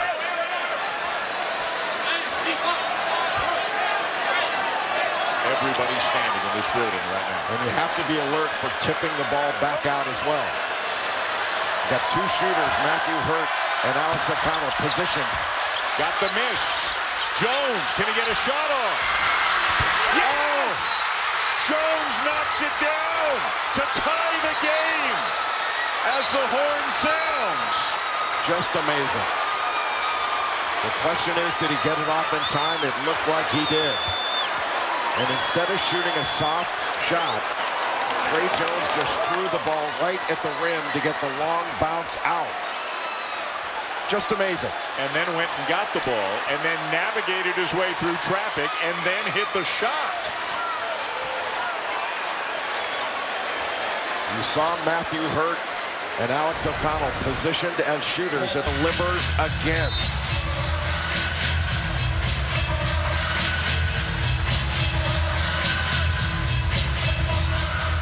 Tapped ahead by Brooks. Goldwire runs it down, and it's Duke ball. Boy, so many big plays by Trey Jones in the last few minutes. Driving on Anthony. Gets it to go. Well, Duke with that 5-out offense. They are spreading out North Carolina, and they are just driving it. And it's too long of help, especially for the Carolina big guys. How about this, Jay? The first lead for the Blue Devils since it was 4-3, and now Moore swiped Brooks across the face, and Moore is called for the foul. Goes and pats Brooks on the back. Didn't mean to do it. Now Brooks, after getting hit in the face, has to step to the free throw line.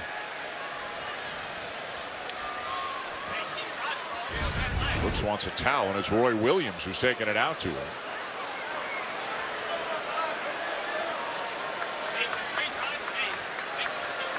And will Brooks be okay to shoot these free throws? A poke right in the eye, it looked like. If Brooks can't shoot the free throws, this was a common foul. Then Mike Krzyzewski chooses from one of the other 4 players on the floor at the time. Pierce is coming in. Coach K chooses from somebody else who was in the game at the time. I think this is the dumbest rule on the planet. The opposing coach should never make a decision about the opposing team, ever. And Mike Krzyzewski's putting Baycott on the line. I mean, this decision is being made because Duke fouled North Carolina. How does the Duke coach get to choose this? This is a dumb rule. Just a dumb rule. It's different if it's a flagrant foul, then Roy Williams would get the choice. But I agree with you. In the sense of it, in the common foul, Mike Krzyzewski gets the choice. Not anybody on the bench like the rule used to be. It used to be worse. Anybody in the game. Baycott knocks down 1 of 2.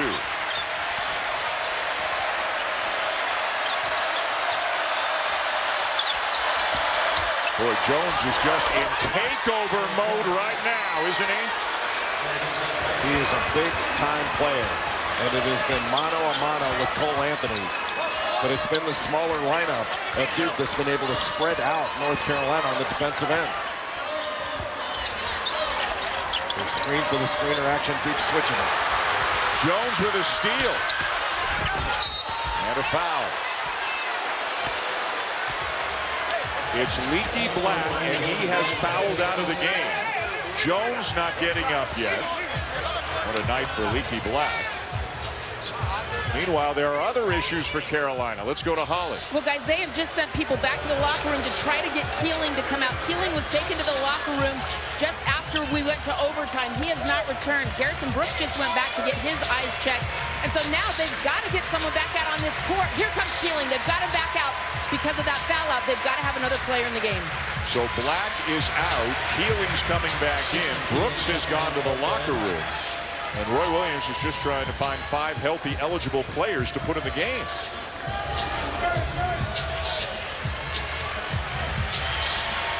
Great night for Leaky Black, but he's done. How about Trey Jones the last few nights? He's a winner, just a winner. 23 points, 6 assists tonight for Jones.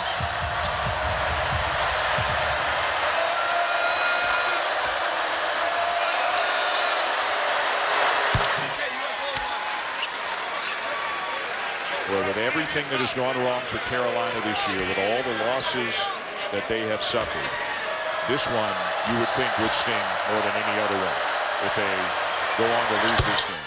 Given how well they played for, take your choice, 36, 37 minutes. But now it's Duke, with Jones having scored the Blue Devils' last 15 points. Lay in by Anthony, 3-point game. A terrific drive by Cole Anthony and an answer for North Carolina to get it to a 1-possession game. But it's really about getting a stop. Jones again, not this time.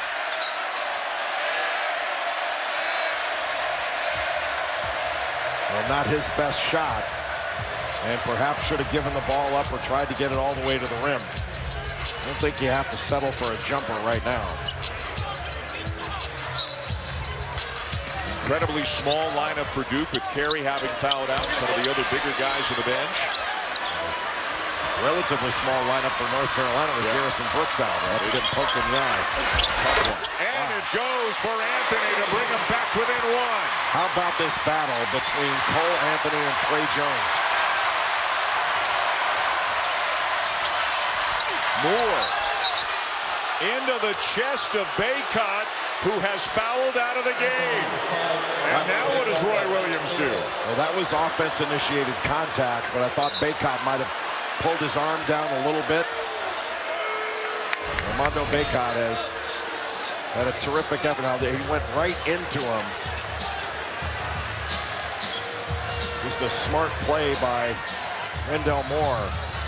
But Baycott also had his left arm on his back, which could have been the reason that the call was made. So Baycott out. Brooks injured. Leaky Black out. And Walker Miller is back into the game. Played 2 minutes at the end of the first half because of foul trouble on the other bigs then. We'll talk about a makeshift lineup for North Carolina. Walker Miller's older brother, Wes, is the head basketball coach at UNC Greensboro. And Brooks emerges from the locker room. Can he return? He's talking to Roy Williams right now. And he's going to the scorer's table. Platek left alone, ties the game. A terrific jump stop. What a game. Both teams showing so much fight. Stanley spins. Follow no. Carolina ball. The Goldwire was right there for the stick back, just couldn't get it to go. Anthony. Miller is fouled. Great drive and dish by Cole Anthony. Just can't stay in front of him. And how about the trust in his teammate Walker Miller? for Cole Anthony to give that ball up, just drop it off under the bucket. Miller trying to get to the front of the rim on the drive.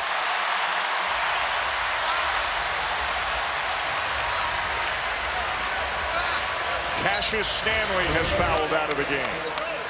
Joey Baker back in, and Walker Miller will go to the line for just the 3rd time this season. But he's not missed yet. These are the biggest ones. He's a 100% shooter on the season. You think he ever expected to be in this situation in this game tonight?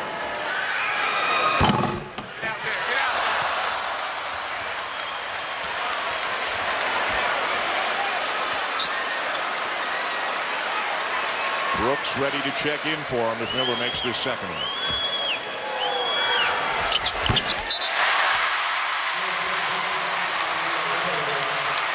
Well, how about Carolina fighting back to take the lead? We're down by 5 here in overtime. Up by 1. Still got 2.5 to go. North Carolina going with a 2-3 zone. Trying to keep Duke out of the lane, see if he can make him prove it over the top. But Duke can still drive the gaps of this zone. Goldwire baseline. Too strong. Tipped out by Moore. Baker for 3. And another rebound for Anthony, his 11th on the night. Being hounded by Goldwire. Goldwire, an excellent defender, one of the top steals guys in the ACC, especially given the amount of minutes he plays. Keep in mind, Anthony's got 4 fouls. Good pass. Pierce. And it's out of bounds to Carolina.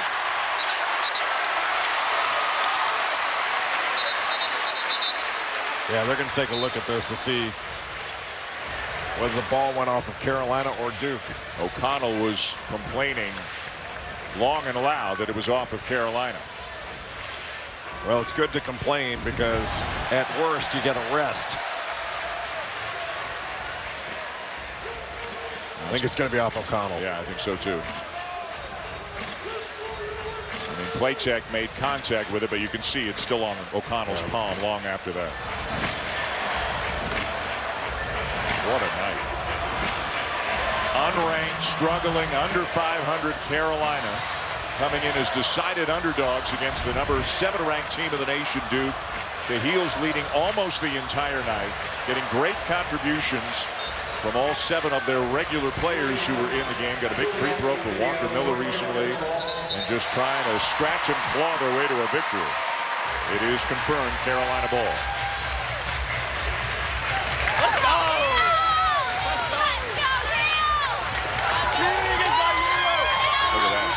Over 40 minutes with the lead for the Heels, less than 2 minutes with the lead for the Blue Devils.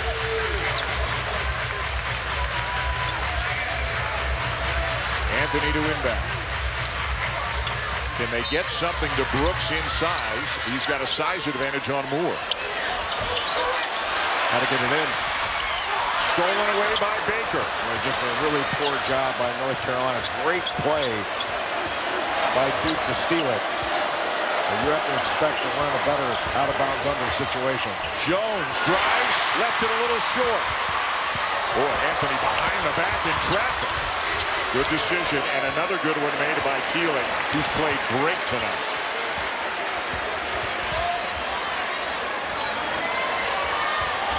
Not really looking for Brooks down low, Jay. Well, they can't get into anything because Goldwire wouldn't let Anthony get the ball back. A high screen by Pierce. Anthony off balance, very tough shot, but Pierce is there.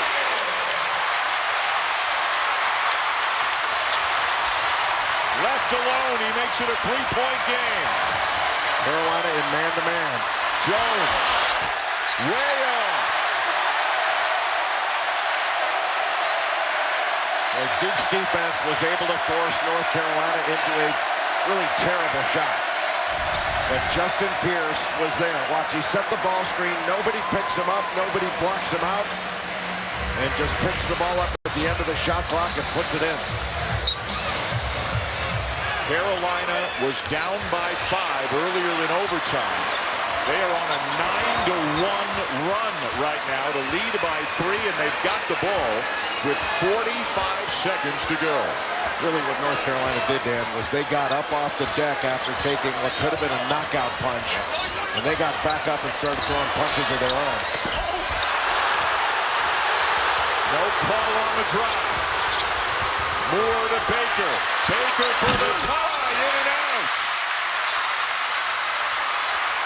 Can't ask for a better look than that. And O'Connell, or Baker rather, reaches in and fouls Anthony, who will go to the line. After the challenge on the other end, and North Carolina wanted the foul, you are not going to get a better open shot in transition. In and out. That's how close this game has been. Baker, a very good shooter as well. 42% from beyond the arc on the year. And now Anthony to the line for the Tar Heels. Timeout taken by Roy Williams. These players must be absolutely exhausted. How could they not be? They have literally left everything out there. Cole Anthony, in his first game in this rivalry, has been really the key figure for Carolina through most of the night. Well, Cole Anthony is just an amazing talent and a fabulous basketball player that is only getting better and better. And you give him some more time in the Carolina system to learn this offense, the secondary break, he's going to keep improving. He's so dynamic, whether it's off a ball screen in the open court, he can change speed and direction. He is a good and willing passer it up. But just a fabulous play by Trey Jones to send the game to overtime. And Anthony make it a two-possession game. Has a smile on his face doing it. How about that?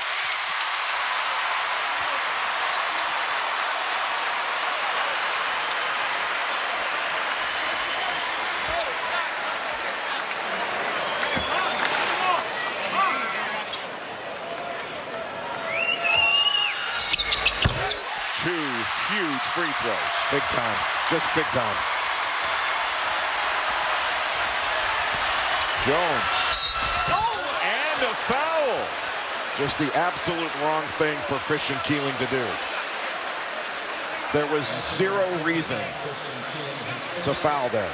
And he fouled with the left hand. He was trying to keep distance here. First he had his arm on Trey Jones, which he shouldn't have had that arm bar on him. That wasn't called, but this is just it's not a smart play. And if you are going to go anywhere near him, then you got to take him out so that he can't make that shot. 27 and counting for Jones. Big miss. That looked like it went out Wendell Moore, but hard to tell from this angle. And they'll have a look at it. And inside the last 2 minutes of regulation or any overtime period, you can look at it to see who knocked it out of bounds.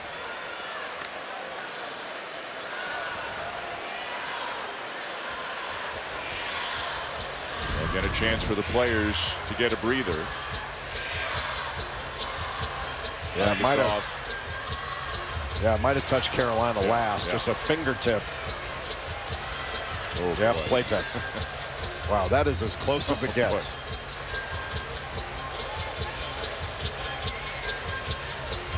Yep. It was called Duke ball on the court, and it'll stay that way. That'll stand. That was the right call. Yeah. So, the Blue Devils will have it with 15 seconds left, down by 3. You know, I would have bet anything a few hours ago that LSU-Auburn game would have been the craziest game of the day, but this one's blown by that one, I think. Yeah, we have seen some crazy endings in this, and the end of overtime looking about as crazy as the end of regulation. Yeah. And you've said it a couple of times, but it bears repeating. Both teams deserve an incredible amount of credit. Duke for the comeback. Carolina after they fell behind in overtime to show the mental and physical wherewithal to get back into the game, take the lead. They're probably looking at the time here to see what the exact time was when the ball finally hit out of bounds. The clock doesn't stop until the ball hits out of bounds. So whether it hit a fan or the floor, whatever it was, that's when the clock is supposed to stop. So the ball goes off last play tech. 15.2. And it looks like they're leaving it at 15 flat. Duke ball. A lot of time taken to leave it the way it was.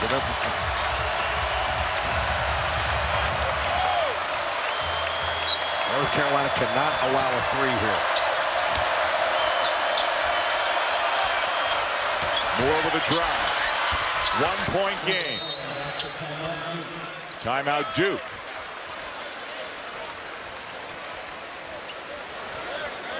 That is Duke's last timeout.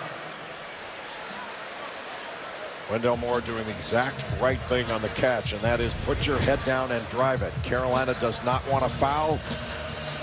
Christian Keeling jumps toward the ball and over pursues a bit and opened up a middle drive. Smart not to foul there once Moore got past. And now if you're Duke, even if you don't get a steal, you're going to foul. You're going to put them on the line. Even if they make both, it's a one-possession game. Yes, but you don't have to foul right away. You know, you've got enough time where you can try to get a quick trap, try to get a turnover, and then you can foul. And if you're Carolina, there's only one guy you want taking those free throws if you can somehow manage that. Cole Anthony. Yep. Absolutely. That may be the key. Does Duke put two guys on Anthony? And we have our answer already. Do they put two guys on Anthony and try to do anything they can to keep him from getting the ball? That's what three. And look at the two they're putting on him. Yeah. Goldwire and Jones. Two great perimeter defenders. The game within the game. Trying to get it to him. Got to get it in. They call their last timeout. You just have to get it to the first open man. Anthony breaking toward the corner really was open to get. Last 100 meetings, 50-50. The exact same number of points. And the exact same number of timeouts for each team. Yes. Zero. Can Carolina get it in? Can they get it into Cole Anthony?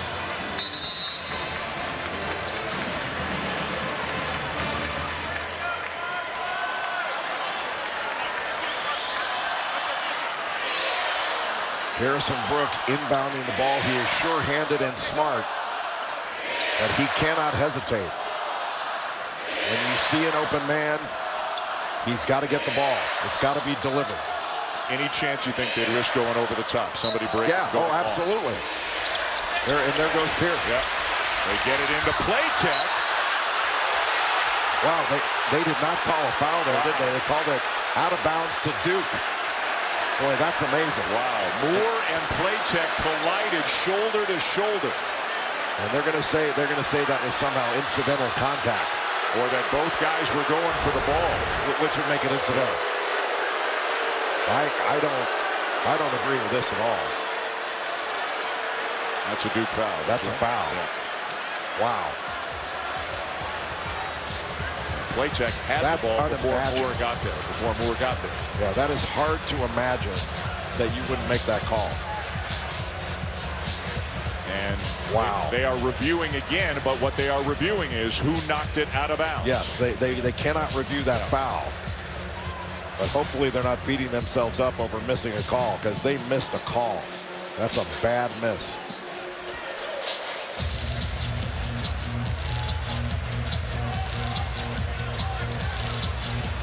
All on the floor was Duke ball. And the question is, was it enough to be able to overturn it?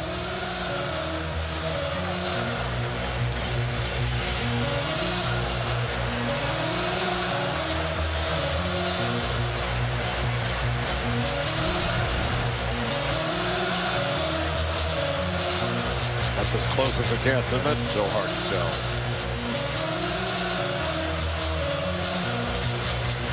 In the hands of Playtech initially. The swipe by Moore. I'll tell you, that is a bad no call.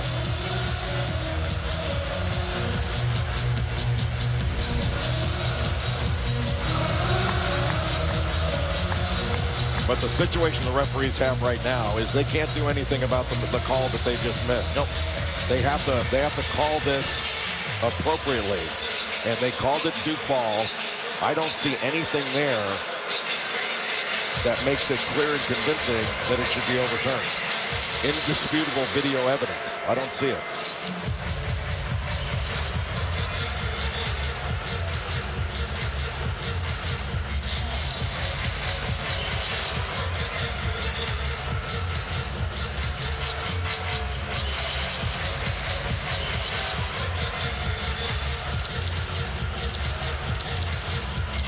Officials evidently have seen the same looks that we have shown you at home, and now the decision's got to be rendered.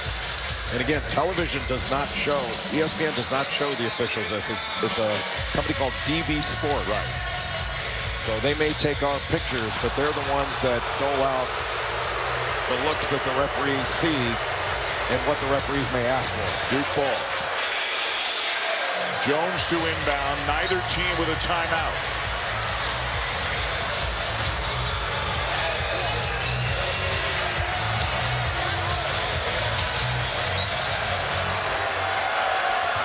Moore back to Jones. He has been the man down the stretch.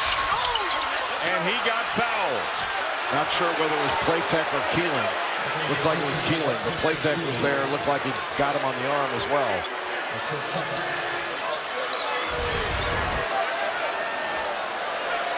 Ray Jones just puts his head down, goes right into the chest of Christian Keeling. Boy, when Vernon Carey fouled out of the game for the Blue Devils, Trey Jones just took over from a Duke perspective. Yeah, tough call for North Carolina. It looked like Keeling had legal guarding position and was moving to maintain it.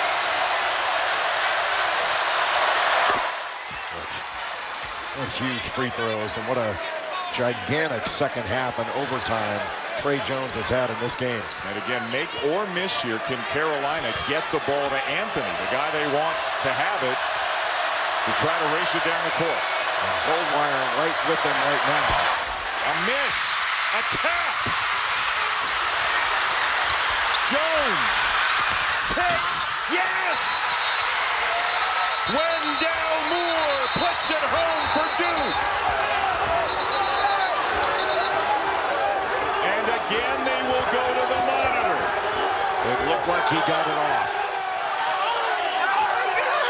A broken play, a tap back out, an air ball, and alertly Wendell Moore going to the rim and banking it home.